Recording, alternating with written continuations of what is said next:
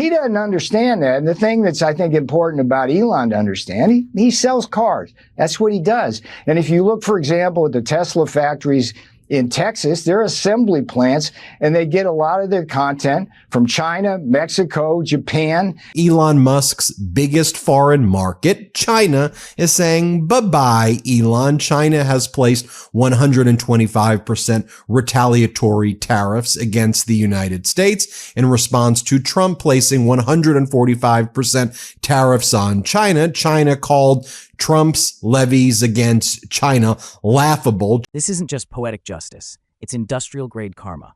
Elon Musk, tech mogul, self-proclaimed genius, Twitter troll extraordinaire, is finally choking on the very chaos he helped unleash. We're seeing other members of the Trump cabinet seem to turn against Elon Musk. They're also leaking out how annoying they think Elon is, how they despise him, and how they just want him out, and that he's just a very annoying person. Let's rewind. Musk wasn't just cozy with Trump. He enabled him, cheered him on, called Social Security a Ponzi scheme, while laughing his way through government deregulation like it was a Silicon Valley open bar. But karma? Oh, karma showed up, and it brought tariffs. Because now, the very country that buys the most Teslas outside the US, China. And China just slapped 125% retaliatory tariffs in response to Trump's 145% tariff tantrum. You know who's not laughing now? Elon. Tesla can't move its Model S or Model X in China anymore. Not because they're bad cars, but because no one can afford them. Tesla had to pull them from the market.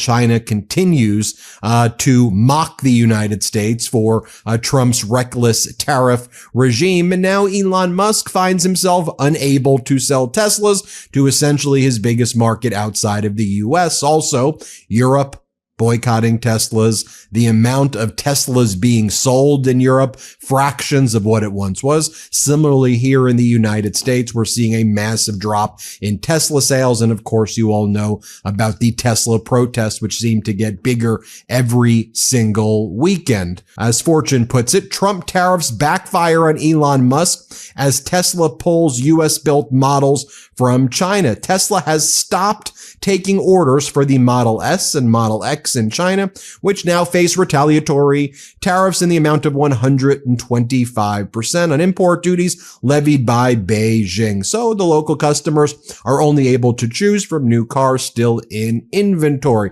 You know who's eating Tesla's lunch now? BYD, China's electric car powerhouse. They're surging. Musk, he's shrinking. And Europe?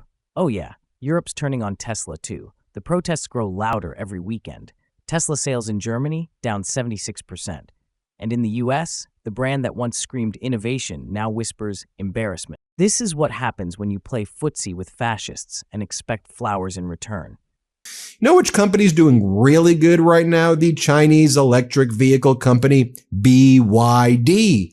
BYD shares are soaring and roaring right now, and also China and Europe are making deals together to bring Chinese electric vehicles into the European market. So as Elon Musk's Tesla share decreases, we're now going to see BYD and China's electric vehicles, as China's actually investing in clean energy, green energy, which the MAGA Republicans here in the United States call the Green New Scam, and Donald Trump mocked during his campaign.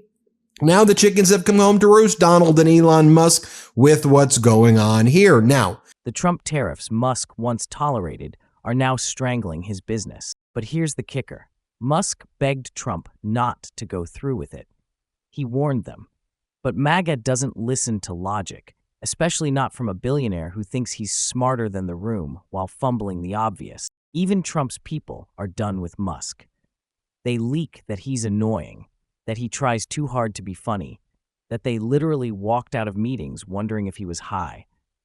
Elon Musk apparently was begging the Trump regime not to do these tariffs on China and elsewhere, which the Trump regime did not listen to. Also, we're seeing other members of the Trump cabinet seem to turn against Elon Musk. They're also leaking out how annoying they think Elon is, how they despise him, and how they just want him out, and that he's just a very annoying person. Let me share this clip with you where Elon Musk says that he hopes hopes the US and Europe move to a zero tariff situation. Really, Elon?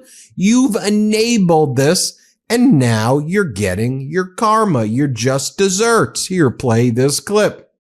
And I'm hopeful, for example, with the tariffs, that at the end of the day, I hope it is agreed that both Europe and the United States should move, ideally, in my view, to a zero tariff situation, effectively creating a free trade zone between Europe and North America. One official said it was like listening to a rusty nail scrape a chalkboard. Another said Musk is the most irritating person I've ever had to deal with. And remember, these people work for Donald Trump. Let that sink in. Musk wanted zero tariffs, free trade, an open highway between Europe and North America. He called it his advice to the president. That advice? Ignored. Because Trump doesn't take advice, especially not from someone who helped build the mess in the first place.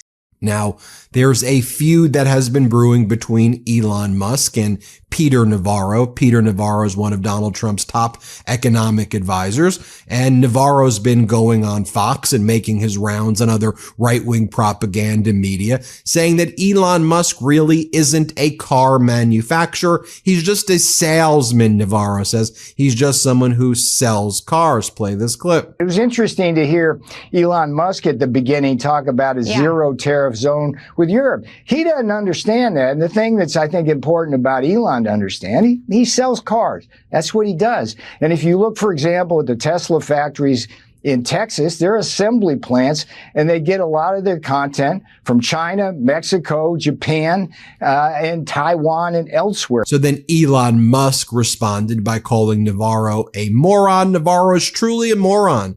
What he says here is demonstrably false. Tesla has the most American-made cars. Navarro is dumber than a sack of bricks. By any definition whatsoever, Tesla is the most vertically integrated auto manufacturer in America with the highest percentage of U.S. content. Now, Peter Navarro, Trump's economic henchman, is calling Musk a fraud. Says he's not even a car manufacturer, just a salesman slapping American flags on foreign-made parts.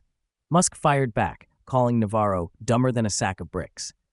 And then Musk kept going, started hurling slurs, started unraveling. Because when the empire starts crumbling, the ego starts bleeding. Musk always thought he could perform his way through disaster. But this isn't a TED Talk. This is real. This is layoffs, lost markets, shrinking sales. This is legacy decay in real time. This is from that Rolling Stones article that I referenced before, which was basically titled, Inside Elon Musk's Gleeful Destruction of the Government. Here's what it says. It says the following. Quote, I have been in the same room with Elon, and he always tries to be funny, and he's not funny, like at all, says a senior Trump administration official. Quote, he makes these jokes and a little asides and smiles and then looks almost hurt if you don't lap up his humor. I keep using the word annoying. A lot of people who have to deal with him do, but the word doesn't do the situation justice. Elon just thinks he's smarter than everyone else in the room and acts like it, even when it's clear he doesn't know what he's talking about. Musk has gnawed at the patience of an array of high-ranking administration officials, to the point that, according to this official and two others, Trump lieutenants have walked out of meetings and earnestly asked one another if they thought Musk was high. Administration officials joked to one another about subjecting Musk to mandatory drug testing, which Musk himself said would be a great idea for federal employees. And now, in his last-ditch effort, Musk wants to turn X, the hollowed-out corpse of Twitter, into the main communications platform for the federal government. Seriously. The Social Security Administration is reportedly planning to lay off 90% of its regional office staff. And how will seniors check their benefits? You guessed it. They'll need to get on X. The same platform Musk turned into a conspiracy cesspool now wants to be the gateway to government services. This isn't innovation, it's desperation. Meanwhile, the world moves on. BYD is winning. GM is gaining ground. The electric vehicle market is growing, just not for Tesla. Because no one wants to be seen in a car branded by the guy who made Twitter unbearable and democracy optional. So Elon Musk, meet Karma. She drives a BYD now.